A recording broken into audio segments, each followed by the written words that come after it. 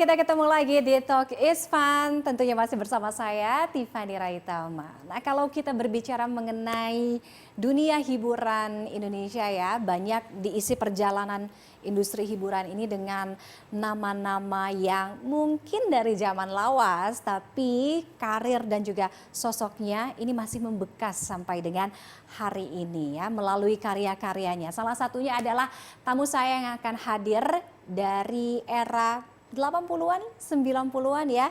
Jadi suara emasnya melahirkan banyak sekali lagu-lagu yang menjadi hits dari genre rock dan juga pop ya. Sebut saja ada Catatan Si Boy, kemudian ada Preman dan masih banyak lagi. Siapa dia? Coba kita intip dulu profilnya berikut ini. Boy sayang, kalau kamu dengar kaset ini. Siapa tak kenal Si Boy? Ikon anak muda tampan, santun, dan kaya era 80-an ini tak lekang oleh zaman. Selain plot cerita, soundtrack Catatan Si Boy ikut dikenang.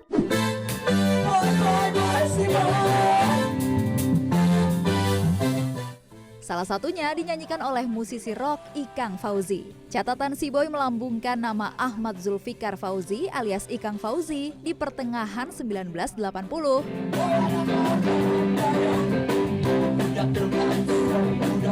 Suara serak yang khas serta penampilan energik menjadikan pria yang konsisten dengan rambut gondrong ini sebagai ikon musik rock Indonesia.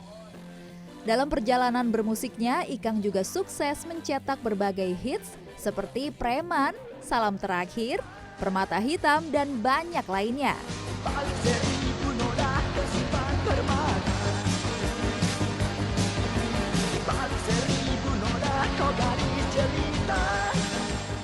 Selain bernyanyi, Ikang juga aktif di sejumlah judul layar lebar. Debutnya menjadi aktor dimulai dalam film Pengantin Remaja 2.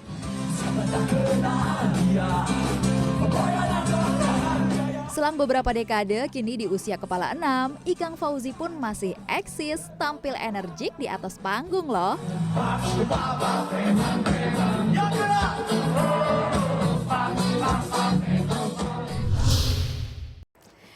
Nggak harus besar di era 80-an, 90-an untuk mengenal karya-karya tadi dari penyanyi rock legendaris ya kan, karyanya sudah banyak sekali. Ada Salam Terakhir, ada Catatan Si Boy, ada Preman ya. Langsung saja sudah hadir di Talk is Fun kali ini. Kayak saya harus buka nyanyi dulu ya. Siapa tak kenal di Ikang Fauzi namanya gitu ya. Boy, Si Boy. Mas Ikang apa kabar? Sorry suaranya serak. Emang begitu kan? Emang iya. Iya. Jadi manggilnya. Apa kabar Tiffany? Alhamdulillah baik. Suatu kebanggaan aku bisa diundang ke sini. Udah Iya. sering aku lihat. 2 bulan yang lalu apa sebulan yang lalu Ciki yang kesini ya. Iya, Sekarang keren. papanya di sini ya. Iya. Mas Ikang. Aku numpang top juga masuk ke sini. Enggak dong, papanya dulu dari 80-an, 90-an ya. Wah, ini masih Gimana? masih nggak kelihatan di atas 60 kayak. Iya, sehat yang penting alhamdulillah ya. Alhamdulillah ya. Menikmati sisa hidup. Mas Masih bisa Ikang, masih bermanfaat. ingat nggak? Alhamdulillah Iya. harus dong. Masih ingat nggak dulu mulai karir tuh di umur berapa sih? Aku 18 tuh sebagai pencipta lagu. Oh, dimulainya Jadi, justru pencipta lagu dulu. Saya tumbuh dari keluarga seniman. Bapak saya itu seniman. Dia tuh pencipta lagu, penyanyi Hawaiian pada saat keroncong Hawaiian gitu. Nah, tapi dia akhirnya jadi pegawai negeri, masuk diplomat lah, seorang diplomat. Terakhir dia jadi duta besar. Jadi ya dari keluarga seperti itulah aku lahir, sering keluar negeri. Jadi dapat ambience luar negeri, terutama pada saat waktu di Jepang tuh benar-benar hype-nya paling tinggi waktu SMP, masuk kelas 1 SMP. SD sampai SMP aku di Jepang. Jadi disitulah Jepang itu sama juga dengan Amerika kan. Apa yang Amerika lakukan dilakukan waktu itu, zamannya Queen mulai muncul dan sebagainya. Mulai aku ngitung dari David Bowie gitu. Jadi ya ini kemampuan ini saya tuh musiknya benar-benar pada saat itulah dikembangkan oleh orang tua saya. Main drum pertama kalinya. Oke. Belajar Yamaha di sana sama elektron gitu ya. Udah gitu ya karena anak Deplu tuh sering diajak apa ya? Manggung. Ngeband. Iya, jadi di sana kan orang Indonesia sedikit. Jadi kalau kita memperkenalkan Indonesia, anak-anaknya semua harus bisa nari, main musik dan sebagainya. Mas Ikang, kalau kita kan sesuai dengan garis besar kita ya, lawas membekas, Iya, ya gitu. kan? Wah, iya. Berarti udah berapa? Awas lawas. Udah 50 tahun, udah Iya. 50 tahun kan ya? Oke. 40 tahun. Tapi kita senang lihat orang-orang yang atau musisi, penyanyi yang besar di 80-an, Iya, iya. 90-an, Iya. tidak harus dinikmati oleh generasi yang itu. Ya Amin, kan? ya. Aku kan bukan generasi 80-an Iya, ya benar, kan? benar. Tapi kayak lagu-lagu mereka tuh tetap nyantol sampai dengan Gitu ya, sekarang gitu. aduh, Menurut aduh. Mas Ikang apa sih yang membuat karya-karya di 80-90-an ini masih nyantol sampai sekarang masih ngebekas? Iya, jadi mungkin pada saat itu masih teknologi yang membantu musik itu nggak terlalu banyak ya sih, tapi udah mulai ya. Benar. Khususnya zaman aku tuh waktu aku itu zamannya new wave ya, jadi sebagian teknologi digital udah mulai, tapi ya kalau kita menciptakan lagu itu masih pakai manual. Ya. Jadi kekuatan benar-benar tuh kita menciptakan tuh dari keluar dari kemampuan kita lah, ya, dalam menguasai musik ini gitu loh. Jadi that's why aku pikir itu yang membuat era itu tuh benar-benar jadi karena bukan di Indonesia ya, di luar negeri seperti itu. Banyak mengandalkan kemampuan-kemampuan pribadi, kemampuan daripada si seniman itu. Oke. Iya. Banyak karya-karyanya. Jadi teknologi itu hanya menjadi tambahan. Tambahan, Nah, jadi pendukung gitu ya. jiwanya tuh rohnya jadi kuat banget gitu. Oke, itu yang mungkin salah Soul satu ya, kuncinya ya. kuncinya di soulnya situ itu, kalau oke. menurut aku sih. Banyak karya-karyanya yang paling membekas juga ada catatan Si Boy tadi aku udah sebutin, Salam Terakhir, ada Preman dan lain sebagainya. Tapi di antara perjalanan seorang Ikang Fauzi, mana yang paling berkesan? Ya kalau sekarang tuh aku Tanpamu ya, aku kan bikin YouTube juga ya. Jadi paling banyak orang nontonnya tuh lagu Tanpamu ya. Karena saat itu Marisa yang bikin ininya, apanya tuh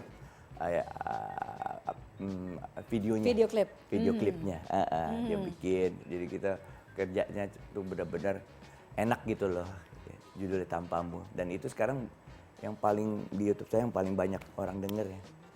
Malam ini aku sendiri dalam sepi, dingin menusuk kalbuku. Gitu.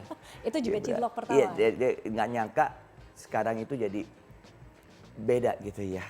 Karena begitu kehilangan istri saya tuh jadi kayak lagu buat dia gitu jadi. Oke, baru kerasanya setelah berpuluh-puluh tahun Betul, kemudian. itu jadi ya. berkesan banget, jadi ingat gitu ya, bikinnya kayak gimana ya, terus ya akhirnya lagu itu ya jadi hits. Dulu pernah memang kepikiran untuk oke, kayaknya suatu saat gue pengen jadi rocker nih gitu. Iya. Kalau pencipta lagu kan mungkin awal ya, tapi pernah Iya. ngebayang ya sih emang pengen banget jadi rocker gitu. Kalau emang iya gitu, mungkin di zamannya Mas Ikang ngelihat siapa sih role model rocker? Zaman itu Iya. waktu SMP kan aku mulai giat tuh dari SD main drum udah gitu di Sekolah Republik Indonesia. Pemain-pemain lainnya tuh anak-anak SMA gitu, aku paling kecil. Jadi emang tapi dari situ tuh udah punya giroh musiknya tuh udah tinggi banget, kayak emang kan turunan kali. Ayah saya juga dia musisi dan ibu saya selalu mendukung gitu apa yang dilakukan oleh anak-anak ya. Ya saya di musik itu zaman-zamannya itu inget banget David Bowie itu tokoh-tokoh ya, mungkin teman-teman sini ada yang nggak tahu tuh masih. Tapi David Bowie itu Ziggy Stardust itu dia tokoh New Wave pertama yang aku suka gitu, penampilannya, cara dia bernyanyi. Karena dia benar-benar Kalau di luar negeri tuh orang mengakuinya itu. Itu yang ya aku banyak apa ya, suka mulai situ Rod Stewart. Udah gitu mulai ke era glam rock kan. Ya, glam rock itu banyak gitu kayak aku mulai sebelum glam rock ada Purple dan sebagainya gitu loh. Itu sangat mengilhami musik aku lah yang kayak begitu. Tapi saya lahir tuh pasca ini hard rock. Jadi new wave. New wave. Ya. Zamannya Duran gitu, banyak di pitch mode kayak begitu. Rock tapi tetap ritmenya tuh dengan dominan digital ada keyboardnya gitu. Oke. Zaman-zaman itulah gitu. Kita ngebayang 30-60 kota dan itu setiap tahun itu kan constantly pasti ada ya. Dia nggak kayak sekarang ada riders. Ada Ya, zaman. makanya itu yang nggak bisa gue lupa juga kan kalau berbagi pengalaman lah. Dulu kita nggak ada riders. Penyanyi tuh ya kayak apa ya? Kayak preman lah. Kayak lagunya. Iya benar. Kita harus bisa jaga diri kita sendiri. Iya kan, jaga kesehatan kita. Sama sekali gak ada riders? Nggak ada. Ya riders ditentuin sama apa yang dia bisa ini jadi aja. dari pengundangnya aja? Oke, jadi nggak ada belum permintaan misalkan kalau ke kota ini harus nginep hotel. Nggak ada, apa, pokoknya ya makanannya tergantung. apa. Kalau sponsornya bagus ya dia hotelnya juga bagus. Kalau sponsornya menengah ya menengah gitu. Tapi ya memang ya aku pernah juga show di hotel-hotel yang apa tuh Melati ya. Iya. Artis-artis musisi sekarang yang ya mungkin dengan tidak ada salahnya juga dengan riders itu, tapi mungkin yang banyak berkembang gitu. Gimana Mas Ikam? Aku pikir sih nggak, riders itu penting ya. Oke. Tapi ya riders itu sebenarnya tidak harus juga menunjukkan karena pengaruh dari luar. Riders itu akhirnya menjadi suatu ketentuan emosional ya. Harus pakai inilah, tambah minuman keras lah, tambah apalah, makannya juga nggak boleh ini dan itu, orangnya berapa di sana, harus ada bunga ini dan itu dan itu. Nah itu mulai jadi emosional dan itu kadang-kadang menjadi titik-titik yang membuat orang jadi nggak sulit untuk mewujudkan itu kan ya. Itunya begitu panitia atau EO merasa kesulitan dan dia pikir ini nggak relevan dengan musiknya, juga kenapa harus disediain, itu jadi masalah. Kalau aku pikir harus ada relevansinya dengan musik kita gitu. Oke, kita pengen diperlakukan ini, tapi sebenarnya kalau kita dikatakan dihormatin, nggak harus juga dengan seperti itu. Kan kita nggak harus dihormatin karena lo naik Mercy, BMW. Kalau aku sih bilang seperti itu. Kita dihormati itu karya kita gitu loh. Jadi walaupun kita dikasih makan nasi bungkus saja, kalau karya kita emang ada, ya dihormatin. Ya, intinya kan sebenarnya itu diperlakukan secara hormat lah, dengan adab. Bagaimana kita memanusiakan manusia ya. Tapi itu terlalu tinggi kalau seandainya riders itu terlalu spesifik ya. Bahkan ya kadang-kadang ya kayak untung-untungan dia, mumpung ada orang yang bayar jadi kita minta macam-macam lah di situ gitu. Dengan tim yang segambreng gitu ya. Boleh dong sedikit aja lagu Mas Ikang zaman dulu.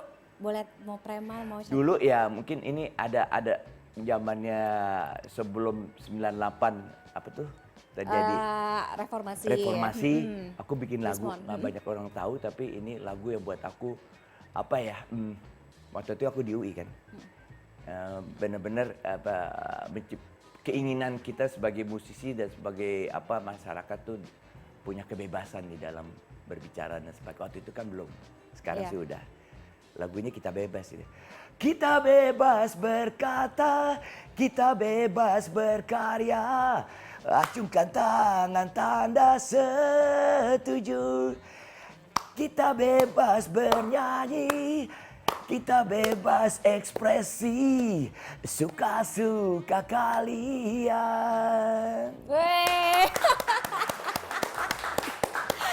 Jadi waktu itu mahal banget itu, kebebasan berekspresi. Sekarang juga sampai sekarang itu mahal, ya kan? Dan Iya. terus harus diperjuangkan oleh masyarakat. Sekarang udah pastinya. bebas, cuman ya kadang-kadang dicekek juga masih. Terima kasih sekali lagi Mas Ya. Ikang. Kita ketemu lagi nanti mungkin di waktu lain ya. Mungkin kita bisa dengar singelong bareng sama Siap, Mas Ikang. aku ya. berharap gitu. Oke. Selama aku masih bisa hidup, pengen Amin. membuat, karena semangat aku tuh semangat entertainmentnya tinggi banget. Aku melakukan pekerjaan apapun dengan entertainment gitu. Dan Usia sekarang kepala 6, menurut jiwa aku 20. Wah. betul. There is no business without entertainment. Oke. There is no business without entertainment. Yes. Nah, Thank you Mas Ikang sekali lagi. Kita ketemu lagi nanti ya next time ya. Siap. Dan usai jeda, lawas tapi membekas juga masih akan hadir dengan salah satu bintang tamu saya. Ada satu sinetron mungkin clue-nya adalah Ancol. Siapa ya dia? Tetaplah bersama kami di Talk Is Fun. Tidak pada tempatnya tuh orang teriak-teriak, setan Ancol, si manis Ancol gitu. Pokoknya suka-suka Serius? mereka. Ya, mereka itu nggak inget nama saya, tapi mereka inget sosok si manis. Jadi manggilnya bukan dia Permatasari, hantu Ancol, setan Ancol, mbak si botak mana mbak gitu.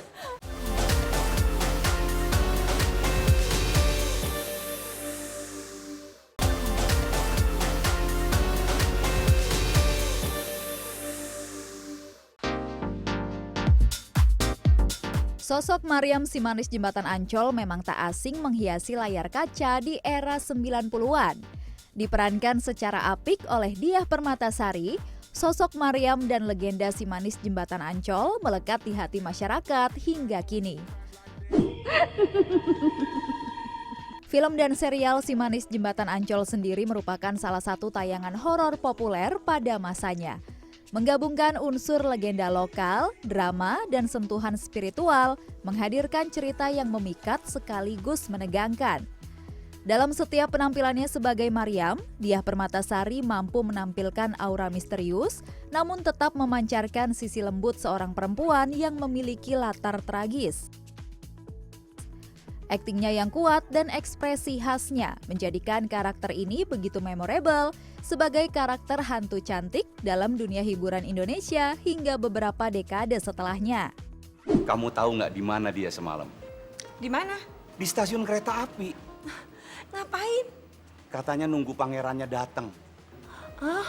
Tak hanya dikenal lewat perannya sebagai si manis, Diah Permatasari juga merupakan aktris multitalenta yang telah berkiprah dalam berbagai genre film, sinetron, hingga modeling sejak era 80-an.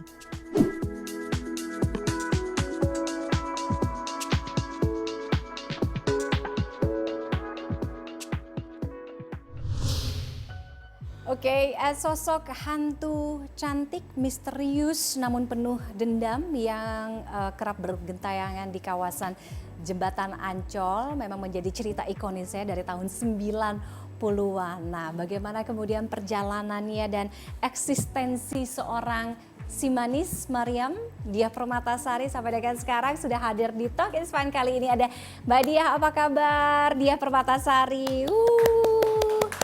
Masih manis ya? Masa? Masih. Tapi masih di Ancol nggak sih, Saya Mbak? pikir udah pahit. Enggak, masih suka gitu di Ancol. Ancol, itu sudah ambrol. Udah gak ada lagi jembatannya. Iya, masih ada sih jembatannya. Cuman saya udah nggak berkeliaran lagi di sana ya. Udah beda lokasi ya. Udah beda. Aduh Mbak Dia, aku tuh waktu kecil banyak juga pasti penonton CNN yang juga hidup yang mantengin gitu ya. Ya. Nonton setiap episodenya Si Manis Jembatan Ancol. Tahun berapa Mbak? 90-an? Antara, aku tuh agak lupa inget ya, antara 92 atau 93, antara itu pokoknya. 93 kemudian sempet karena booming banget akhirnya diperpanjang, jadi sampai tahun 96. Gimana rasanya jadi living legend Si Manis Jembatan Ancol? Sampai sekarang masih suka ada yang manggilin Si Manis? Oh masih, Mariam, saya juga nggak gitu. tahu ya begitu fenomenalnya gitu loh. Saya bingung juga, saya nggak sangka sama sekali. Sampai sekarang masih ada itu. Padahal tuh yang main juga udah banyak banget ya. Selain aku kan ada yang sekarang ada yang generasi mudanya main. Iya. Terus kemudian setelah aku tuh ada juga almarhumah Kiki Fatmala juga. Iya. Terus ada juga versi untuk layar lebarnya juga Iya. gitu. Saya juga nggak ngerti sampai sekarang orang masih inget masa sih seumur anak saya aja sok tahu pada tahu loh. Aku bilang gini, saya nggak nanya sama anak saya kan, emang kamu tahu si Manis? Tahu dong mah, kan kamu belum lahir, ya kan belum lahir. Ya kan aku suka browsing karena orang pada bilang si Manis, ini anak-anak muda itu pada browsing, pada lihat-lihat di YouTube gitu-gitu. Aku masih ingat juga ada Ari Wibowo waktu Nah, yang Ari Wibowo itu versi layar lebarnya. itu versi Itu layar film. lebar. Oh, filmnya ya. Oke. Tapi gimana Mbak? Gini, orang sangat mengenal seorang Diah Permatasari sebagai Maryam, si Iya, manis si gitu. Manis, betul. Apakah itu blast? Karena orang jadi ingetnya si manis, kadang suka sebel gak sih? Aku bukan si manis lagi. Ada plus, ada minusnya. Jadi plus minus. Jadi plusnya itu ya saya bersyukur dalam usia yang sangat muda ini, yang sudah tidak muda ini, orang masih mengenal saya sebagai sosok si manis. Ya itu kan berarti sangat luar biasa. Yang aku nggak sukanya itu kadang tidak pada tempatnya tuh orang teriak-teriak, setan Ancol, si manis Ancol gitu.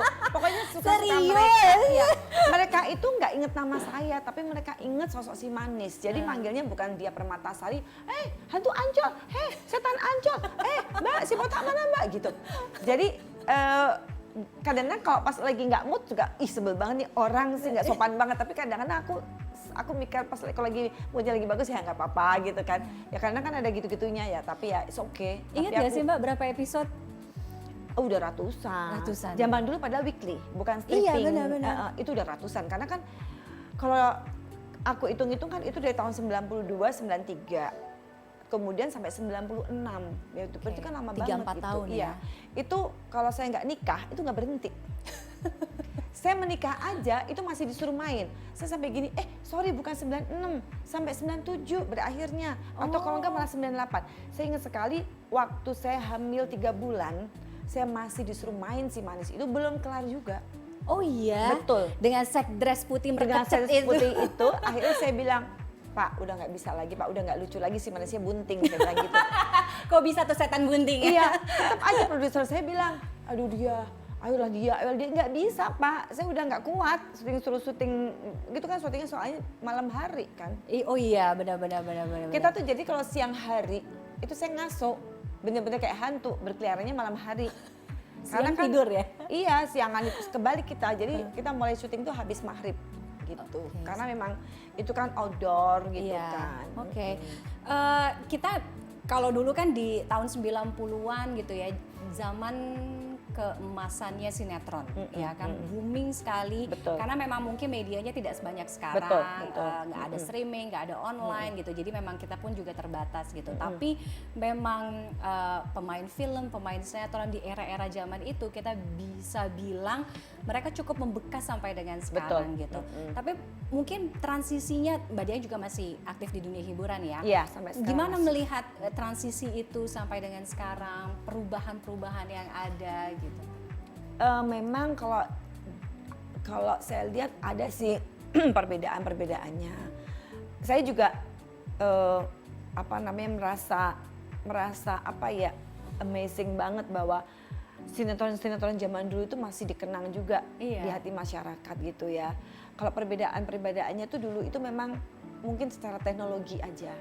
Teknologinya tuh mungkin dulu masih mundur ke belakang ya. Jadi kayak contohnya waktu itu kan si manis itu kan dengan asap. Oh ya. Dengan asap-asap, kepulan asap itu.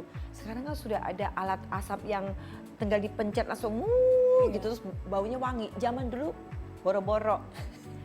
Itu daun-daun dibakar, dikipas-kipas. Jadi itu asapnya itu yang dikasih-kasih. Kita bayangin aja setiap hari kita syuting. Rambut kita kayak apa gitu kan, baunya bau asap. Terus Jadi, napas. kalau kita tidur, itu kan malam hari itu saya harus cuci rambut. Kalau enggak tuh bantal-bantal baunya asap semua dan itu asapnya asap sampah kan itu kan. Kalau dipikir kayak gitu. Jadi terus apalagi ya untuk kamera cuma 1. Kalau sekarang tuh minimal 2 kamera gitu ya. Terus apalagi ya banyak ya perubahannya itu hanya di teknologinya gitu. Kalau untuk acting apa segala macam saya rasa sih masih ya tergantung sama pemerannya ya, pemainnya gitu. Oke. Kenapa masih memutuskan masih mau main sinetron, masih mau berakting? Nah itulah kita ini seniman sejati sebenarnya. Jadi semua itu sudah melekat di dalam kita gitu, di dalam diri kita gitu. Saya tuh kalau nggak syuting itu rasanya kegelisah. Jadi saya memang harus memiliki pasangan yang bisa mengerti profesi saya. Saya waktu sebelum nikah nih, saya udah wanti-wanti sama suami. Saya nggak mau loh dilarang satu apa syuting. Oh, oke, nggak apa-apa. Karena itu kebahagiaanku di situ gitu. Nah, memang saya sempat agak vakum lumayan karena saya membesarkan anak-anak karena suami kan kerja cari nafkah. Jadi saya pengen melihat tumbuh kembang anak saya. Jadi saya sempat tuh kadang-kadang muncul, kadang enggak gitu loh. Tapi begitu anak saya udah pada gede, udah pada kuliah, nah saya memutuskan saya mau main lagi. Nah kebetulan memang masih ada peran-peran untuk seumuran saya itu mesti dicari banget gitu loh. Ya akhirnya ya sampai sekarang saya masih eksis karena saya mencari kesibukan dan saya emang happy banget di dunia itu. Tapi kita nggak ngeliat banyak perubahan nggak sih dia Permata? Oh banyak kerut-kerut. Iya, tapi Tapi saya tetap nggak mau diapa-apain. Memang sudah usia ya biarin aja aslinya seperti tetap ini. on. Harus. on. Oke, puluhan tahun ada di dunia ini eksis. Menurut Mbak Dia, apa sih kunci bisa awet di industri hiburan? Kalau menurut saya, pertama itu kita harus disiplin ya. Kita harus disiplin dan kita tetap harus menjaga silaturahmi di antara mereka. Dan kita memang, ya menurut aku sih pertama harus disiplin itu. Karena kan dunia film, dunia sinetron itu kan dunia yang kecil, ruang lingkupnya itu aja. Jadi seperti kayak gini, seperti kayak jarum jatuh itu semua tuh tahu semua gitu. Jadi hati-hati kalau di dunia seperti itu. Gitu. Jadi kalau nama kita baik, nama kita bagus dan kita bisa menjalin silaturahmi dengan mereka, ya insya Allah kita akan terus long lasting menurut aku. Dan ya kita juga harus profesional. Jadi kalau kita sudah masuk ke dunia itu kita harus komit. Karena dunia film sinetron itu berat loh, berat bukan masalah kinerja kita, tetapi kita harus tahan banting. Karena banyak sekali yang pernah saya alamin zaman dulu gitu ya. Zaman dulu masa-masa saya masih merintis, masih anak baru, saya tuh ada bisa dibilang saya tuh di apa ya, kalau orang masuk SMA tuh di apa namanya? Ada yang kayak di gojlok itu apa namanya? Ospek. Di ospek. Nah, kita ini kan masih anak bawang, anak ingusan gitu ya. Jadi kita harus terbiasa dengan kejamnya ospeknya mereka.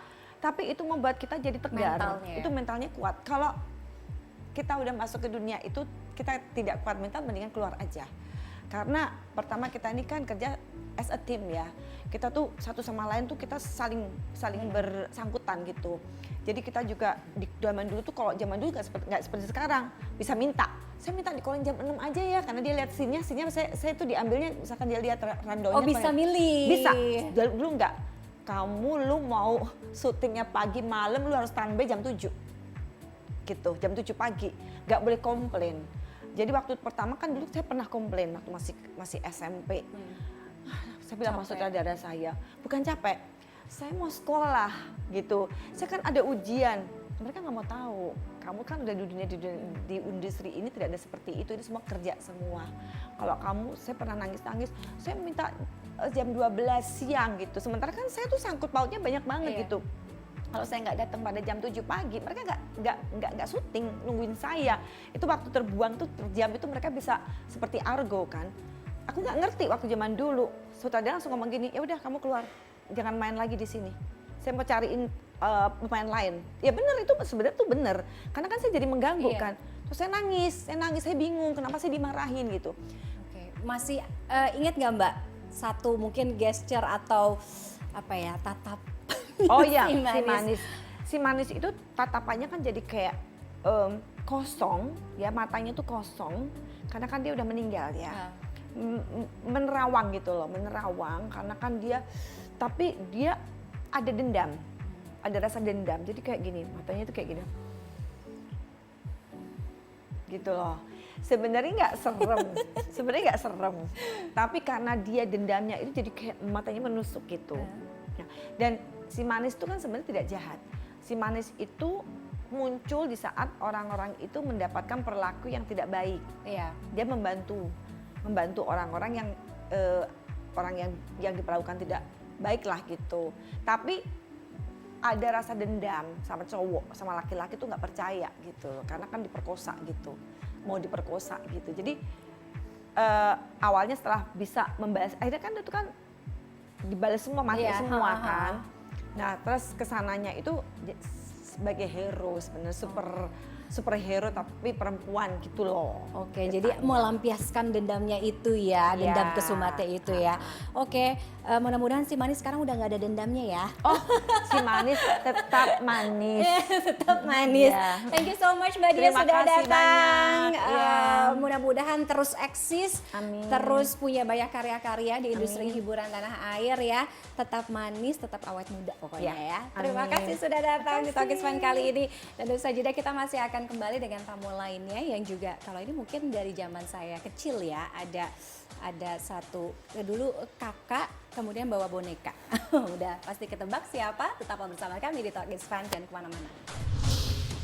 Yang lebih terkenal siapa? Susan atau Karia? Kan aku penyanyinya. Oh, bukannya Karia, kan Karia yang bawa Susan. Susan. Ya ampun. Tapi Susan tetap gemesin ya sekarang ya. Rambut gayanya semua agak lebih kekinian. Susan nggak ke K-pop-K-popan sekarang? Iya, aku lebih feminin sekarang.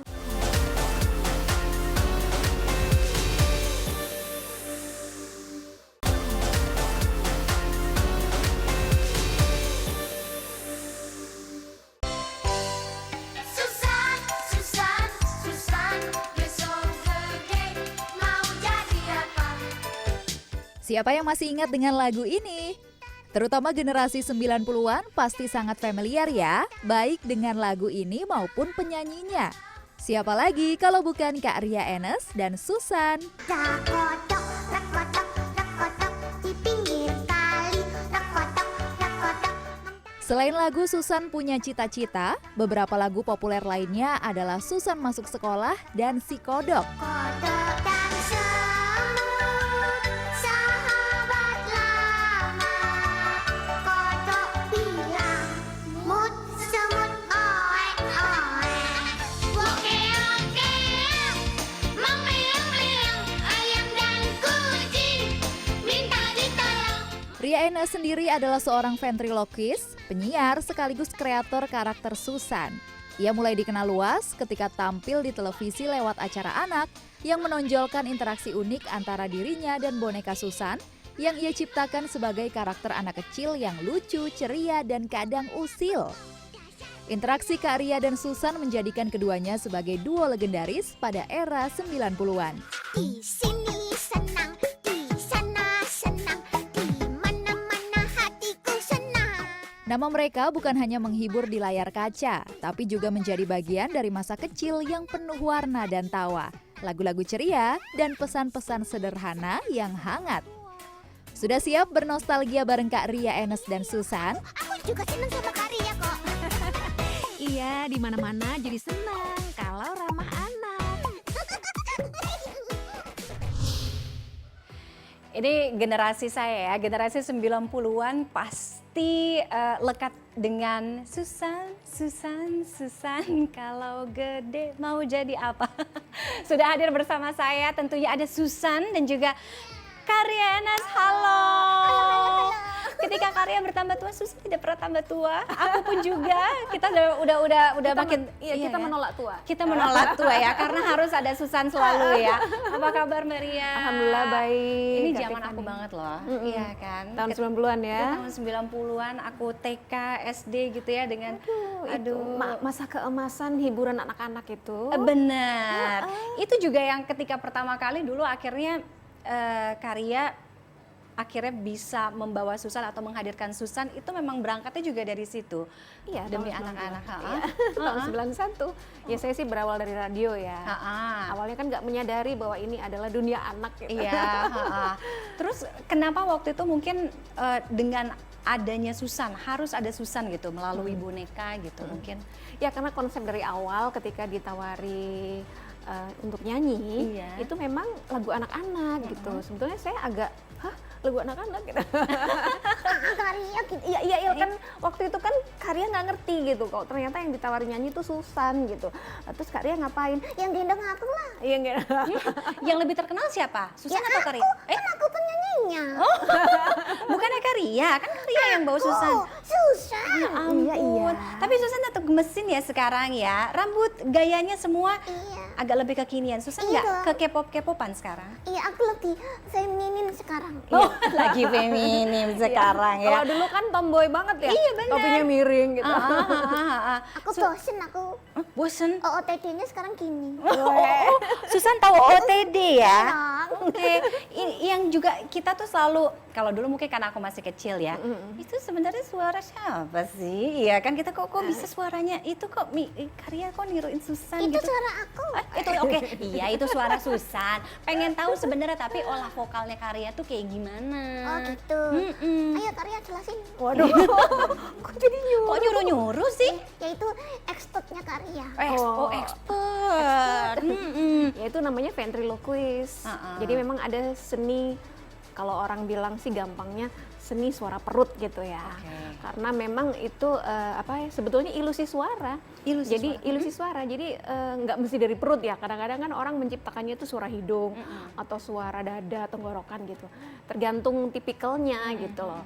Tapi terus begitu waktu berjalan makin banyak yang belajar, sampai sekarang pun kita juga ada komunitas yang siapa aja boleh kalau memang mau belajar ventriloquist, namanya Ventriloquist Indonesia ya, Venindo. Susan ngerti nggak? Aku kalau gitu-gitu tuh nggak ngerti. Pokoknya aku suruh nyanyi-nyanyi, suruh ngomong-ngomong gitu aja. Tapi berarti tahu ya, Susan terkenal banget sampai sekarang. Iya, banyak sekarang teman-teman aku. Iya, teman-teman dia banyak sekarang. Oh, temennya banyak. Iya. Kita temennya seumuran nggak sih? Kok sudah tua ya? Iya, sudah tua. Ini ubanku aja sudah ada 3 Susan ya. Tadinya teman Susan pada tahun 90-an. Betul. 91 ya waktu pertama kali nyanyi. Iya, aku heran. Kenapa ya orang-orang itu katanya, dulu aku temanmu. Iya kan banyak yang ngomong gitu. Iya. Iya, kok kenyataannya kok tua sih temanku? Kamu aku ajak pulang aja deh ya, mau nggak sih sama anakku? Ah, nggak mau, nanti aku kalau di rumah orang nggak bisa ngomong. Iya bener juga ya, bener. Cuma, Nanti ilfil loh. Tapi memang hubungan, berarti udah berapa tuh? 20 tahun lebih lah ya. Oh 30 lebih malah. Kalau 91? Iya kan? iya, 34. bener. Udah 30 tahun Iya, lebih. harusnya sudah mantu aku nih. Kapan Susan kasih mantu buat Apa Karya? itu? Oh iya nggak boleh, kamu masih kecil. Sensor pokoknya, sensor. Tapi hubungannya Karya dengan Susan kan tidak hanya sebatas sebagai apa aku bilangnya performer, storyteller gitu. Akhirnya berpuluh-puluh tahun ini, lebih dari 30 tahun. Ya apa ya? Harus teman kecilku gitu loh, yang sampai sekarang aku masih berteman gitu loh.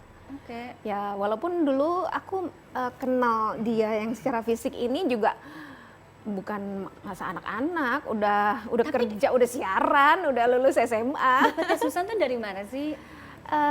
Awalnya kan aku dulu siaran di radio. Iya. Kalau radio kan cuman suara aja. Dan itu yang kemudian pendengar itu kayak udah terbentuk karakternya, imajinasinya itu Susan kayak gimana gitu. Sampai akhirnya produser nawarin nyanyi kan. Aku sempet mikir sih, nyanyi suara palsu gitu kan ya. Padahal pengennya kan jadi bidu wanita gitu. Bener. Iya kan, maunya jaim gitu. Kok Susan jadi apa ya gitu. Akhirnya jadi boneka. Dan bayangan imajinasi yang pertama akhirnya kemudian iya dengan Susan yang sekarang itu persis seperti itu. Iya, karena kan begitu siaran tuh udah setiap hari ya. Terus rekaman lagu udah jadi waktu itu sama Papa Tibob. Ini dia belum ada. Jadi rekaman suara itu udah jadi lagu. Kamu Apa kan kemana namanya? si kodok. Si kodok? Lagu apa tuh si kodok? Ada kodok, rekotok, di pinggir kali, rekotok. Aduh itu anak Sarah nggak tahu deh tuh anakku ya. Jadi terus begitu rekaman lagu itu sudah jadi, terus apa dong gitu loh, untuk video klipnya siapa yang mau ditampilin gitu. Itulah aku kemudian berburu ke semua toko boneka. Jakarta atau Surabaya, karena waktu itu masih di Bisa Surabaya. Surabaya kan? Iya, aku juga sudah menunggu-nunggu. Kok belum ada yang adopsi aku? Kamu arek Surabaya? Iya, di Surabaya, ye. Pakai Y. Pakai iya ya, apa makanan favoritnya? itu rujak. Rujak cingur. Iya, rawon. Waduh. Nah, aku bilang kenapa apa tuh tadi lagu Kodok gitu. Si Mungkin Kodok. sekarang kan anak sekarang nggak banyak yang tahu ya Iya. kan. Tapi melihat bagaimana perubahan apa ya pendekatan terhadap melalui cerita terhadap anak-anak sekarang itu juga berbeda gitu. Tapi dengan hadirnya mungkin ini salah satu yang cukup bisa banyak membantu untuk anak-anak zaman sekarang gitu. Gimana Karya ngelihat itu? Apakah memang kita perlu dengan sosok Susana zaman now kan sekarang gitu dengan lagu-lagu anak gitu mengulang masa keemasan itu? Iya, sebetulnya sih sampai sekarang kita masih produktif untuk bikin lagu single ya, single. Mau remake lagu yang lama kayak Abang Tukang Bakso, di sini senang di sana senang, itu kita remake lagi. Jadi tetap kita menyanyi, tapi mungkin nggak kayak dulu ya, karena medianya udah beda ya. Dulu kan kayaknya otoritas hiburan itu cuma TV, Ya. ya kan? Iya. Kalau sekarang kan semua dalam genggaman. Punya handphone nggak Susan? Kak tulis sama Karya pelik. Tapi kan Karya kasih kalau dibutuhkan, kalau lagi pelajaran apa itu yang harus ngelihat tutorialnya. Iya, sekali-sekali tok. Aduh. Tapi kamu nggak mau jadi konten kreator, Susan? Kan zaman sekarang kan gitu, konten kreator. Mungkin kamu bikin apa lagu-lagu atau apalah tutorial apa buat anak-anak gitu nggak sih? Iya, aku itu sama Karya juga bikin podcast. Waduh, kita kolaborasi. Kamu pakai podcast, punya podcast? Iya, podcast. Podcast. Podcast. Podcast. Podcast. Ya udah deh, terserah Susan aja deh. Untungnya, untungnya bukan pukis ya. Podcastnya soal apa sih? Ngomongin apa? Itu dongeng. Oh dong. Iya dongeng. Jadi sama Kak Budi kita bikin podcast namanya Dongeng Ceria Berbudi. Karena kan ada Ria, ada Kak Budi, jadi Dongeng Ceria Berbudi gitu. Itu tentang ini sih 7 kebiasaan anak Indonesia hebat. Nah, itu kan kayak pendidikan karakter gitu ya. Iya. Mungkin masuk di banyak medium aku bilang ya. Kalau sekarang mungkin zaman digital lewatnya podcast ya. Nah, gimana Karya kita akhirnya bisa menghadirkan karakter-karakter yang juga ramah dengan anak, relate dengan pendidikan anak zaman sekarang, tapi di zaman yang serba digital ini gitu. Kita tetap konsep dongeng dan nyanyi itu sampai detik ini saya rasakan dari berpuluh tahun yang lalu ya, itu efektif. Jadi dongeng sama nyanyi lagu anak. Jadi walaupun zamannya berubah. Betul, itu tetap itu yang menjadi penghubung antara kita dengan anak-anak. Iya. Itu bonding kita itu melalui dua itu yang efektif ya. Nah, justru dengan lagu dan dongeng itu anak-anak belajar serasa bermain, jadi joyful learning gitu. Jadi mereka tidak merasa digurui, merasa apalah kayak. Jadi halus gitu ya. Iya. Kita memasukkan nilai-nilai karakter atau nilai apapun yang kita inginkan pada mereka, membentuk karakter mereka.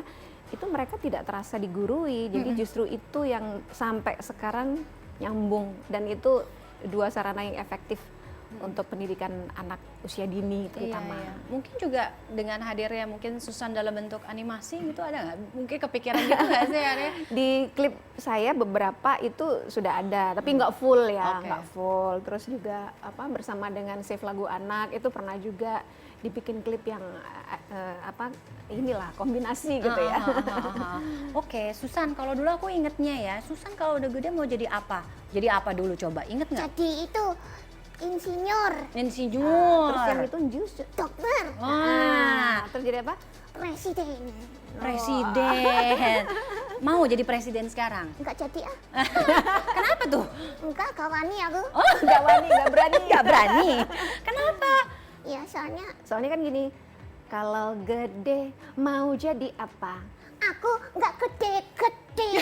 Bener juga ya, jadi Makanya nggak jadi susah apa-apa. lo jadi presiden. Masuk istana gimana nih, masih sekecil-kecil ini yang awalnya ya. Nanti temennya kalau sekarang presiden nama Bobby the Cat. Iya. Nah, tahu nggak? Iya, nanti yang laku boneka semua. Boneka semua. Oke, kalau memang tadi Karya sampaikan bahwa pendekatan melalui cerita dongeng itu mau zamannya kapanpun akan tetap ada dan tetap ampuh untuk pendekatan yang relatable ya untuk anak-anak gitu ya.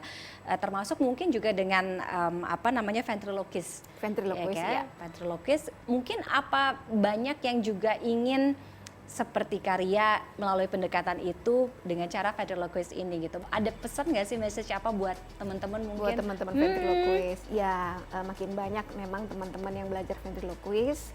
Tapi ventriloquist itu sebenarnya hanya tools ya, dia bisa dipakai untuk apa aja. Kalau ngomong ventriloquist memang itu bukan murni dunia anak, karena kalau dari luar ventriloquist tuh wah bisa ngomong macam-macam, jadi kayak stand up comedy gitu ya. Tapi kalau di Indonesia kan kalau pegang boneka itu image-nya itu pasti dunia anak gitu. Iya. Nah kalau memang teman-teman ventriloquist yang memang terjun di dunia anak melalui dongeng atau lagu itu bagus ya. Jadi yang penting itu teknik itu penting. Terutama teknik itu kan bagaimana meminimalisir bibir bergerak kan. Tapi yang terpenting adalah kontennya. Oke. Jadi konten itu yang lebih utama daripada teknik ventriloquist. Terus juga kalau apa namanya sudah kebentuk, jaga, jangan buru-buru karakter lain. Kan banyak nih. Jadi di maintain ya, fokus di-maintain dengan terus. satu karakter itu dulu. Ya meskipun ventriloquist punya beberapa boneka Iya. gitu ya, tapi pasti satu ada andalannya. Oh. Jadi kayak maskotnya nih Susan. Berarti karyanya juga punya beberapa. ada beberapa. Oke. Punya teman-teman yang lain ya Susan ya, punya adik-adik. Iya. Cuma dia suka cemburu. Oh, kamu jealesan. Kaget. Galak ya ternyata, makin gede kamu makin galak ya. Karya sih. Oh, apa? Aku diduakan. Bukan diduakan, pedih. ditigakan, diempatkan. Susan, ini kan sekarang kalau misalkan sekarang Susan bisa berkolaborasi gitu ya dengan penyanyi Indonesia gitu. Ada nggak pengen sama siapa? Kan sekarang ada siapa? Afgan, Raisa, atau Blackpink. Oh yang gitu. dewasa, San. Oh iya ya. Ada Sama siapa? Siapa ya? Aduh. atau kayak anak-anak tuh kan ada Gempi. Itu Queen Salman. Queen Salman. Pengen main film bareng juga. Iya mau. Oh, jadi apa tuh kalau gitu? Kalau kemarin dia kan jumbo. Aku mini. Bener juga ya. Lucu juga di Susan makin lama ya. Kalau sekarang ada perubahan cita-cita nggak? Mungkin pengen jadi idol gitu. Jadi guru. Guru. Waduh. Iya jadi guru. Guru apa? Guru SD? Guru senam. Guru senam. Agak susah ya kalau gurunya kecil kayak Bisa. gini. Tuh, wah, tuh. Iya. Kiri kanan, kiri Sementara kanan. yang diajarin jauh lebih tinggi. Gimana tuh ngelihat gurunya kalau boleh tahu ya? Ini nggak boleh menghina loh. Aku nggak mengira kamu. Karya tulang. Ngambek. Nggak boleh kayak gitu. Oke, buat teman-teman yang generasinya Susan, kalau sekarang lagi nonton gitu ya, mungkin ada pesan apa untuk teman-teman di luar sana mau bernostalgia bareng Susan, mengembangkan pendidikan dan dunia anak-anak Indonesia, gimana Susan? Oh, berarti aku nih Pesan sama itu bunda, ayah bunda, Ya kan? bunda, ya bunda, Papa mama. ya udah tua-tua. Nggak apa-apa. Tapi kan dulu jadi temennya Susan. Ya kalau dulu aku menyanyi buat mereka, sekarang mereka harus ngasih lagu untuk anak-anaknya. Iya sih ya. Soalnya oke. aku kan dulu membahagiakan. Membahagiakan mereka di yang apa namanya usia tahun 90-an.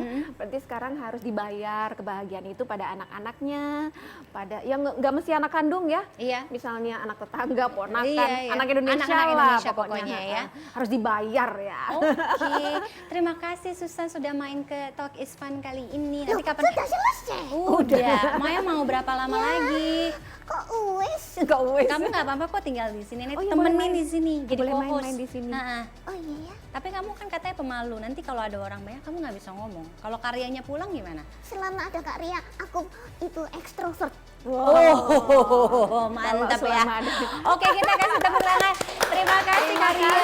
Terima kasih Susan sudah hadir membawa kita nostalgia lagi ke zaman 90-an bersama Ria Enes dan juga Susan. Iya kan Susan yang nggak gede-gede tapi karyanya tetap terlalu gede terus berkembang terus. Mudah-mudahan bisa terus menginspirasi dan memberikan banyak manfaat untuk anak-anak Amin, Indonesia amin, ya. terima kasih. Sampai ketemu lagi. Dadah.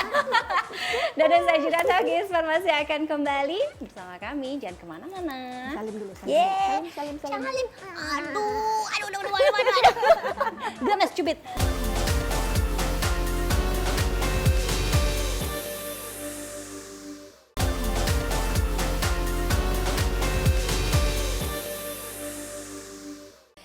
di penghujung tahun kita akan lihat siapa saja artis-artis K-pop terlaris di tahun ini versi Spotify Rap 2025. Mungkin salah satunya adalah artis idola Anda. Jadi Spotify kembali meluncurkan Spotify Rap tahun ini. Salah satunya adalah penyanyi serta lagu K-pop terlaris atau yang paling banyak diputar tahun ini secara global.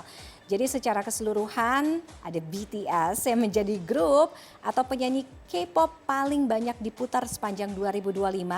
Diikuti Stray Kids serta dua member Blackpink, Jennie dan juga Rosé. Menariknya, girl group dan juga boy group fiksi dari K-pop, Demon Hunters juga masuk dalam daftar artis K-pop terlaris Spotify tahun ini. Oke, selanjutnya juga masih kita akan lihat dari dunia teknologi. Jadi ada game di Android yang terbaik tahun ini. Ada game apa saja mungkin yang sering Anda mainkan? Google mengumumkan daftar aplikasi dan game terbaik di Android sepanjang 2025. Beberapa aplikasi populer seperti Edit, SoundCloud hingga Candy Crush Solitaire masuk dalam daftar. Secara global untuk Best Overall app adalah Focus Friend dan juga Best Overall Game adalah Pokemon TCG Pocket. Sedangkan di Indonesia untuk Best App adalah Adobe Firefly AI Generator dan untuk Best Game adalah Magic Chess Go-Go. Untuk Anda yang punya resolusi mungkin tahun depan mau lebih sehat lagi, ya kan, ingin membakar lemak, kapan sih waktu yang tepat untuk olahraga? Bisa nih ya, dimulai dari sekarang. Ya, setiap tahun pasti ada resolusi ini. Jadi kalau tujuan olahraga untuk nurunin berat badan, maka Anda harus menyesuaikan dengan waktunya juga. Studi terbaru mengungkapkan bahwa olahraga di antara pukul 7 hingga 9 pagi dikaitkan dengan lingkar pinggang dan indeks massa tubuh lebih rendah dibandingkan yang olahraga pada siang ataupun juga malam hari. Kenapa pagi hari jadi waktu yang pas nih untuk pembakaran lemak? Karena olahraga di pagi hari membuat tubuh kita tuh mengandalkan simpanan lemak sebagai sumber energi. Sebab tubuh belum ada pasokan kalori atau bisa dibilang dalam keadaan puasa ya. Adapun olahraga di pagi hari seperti aerobik, sepeda, lari atau jalan cepat bisa jadi pilihan Anda. Nah, kalau habis olahraga pasti mikirnya makan apa. Nah, kalau mungkin yang sukanya atau favorit banget ini makan ceker, tapi banyak yang bilang, emang bener ya ceker itu tinggi kolesterol? Apa sih kata ahli? Jadi ngomong-ngomong soal ceker ayam yang sering diolah menjadi berbagai hidangan lezat, namun kandungan kolesterol dalam ceker ini membuat sebagian orang ragu untuk mengonsumsi terlalu sering. Nah, menurut ahli gizi Universitas Muhammadiyah Surabaya, 100 gram ceker ayam ini mengandung 84 mg kolesterol. Hal itu setara dengan 20% kebutuhan kolesterol harian orang dewasa. Mengutip dari Healthline, kolagen di ceker ayam ini juga bisa meningkatkan hidrasi, elastisitas, dan kepadatan kulit. So, ceker ayam ini tetap bisa manfaat ya, punya banyak manfaat bagi kesehatan, asalkan disantap secukupnya. Oke, that's it Hot Topics for today. Saya Tiffany Raitama, sampai jumpa. Lawas juga. Si manis jembatan Ancol. Saya putih sebenarnya dulu. Iya, Kak. Tapi kalau menyamar merah.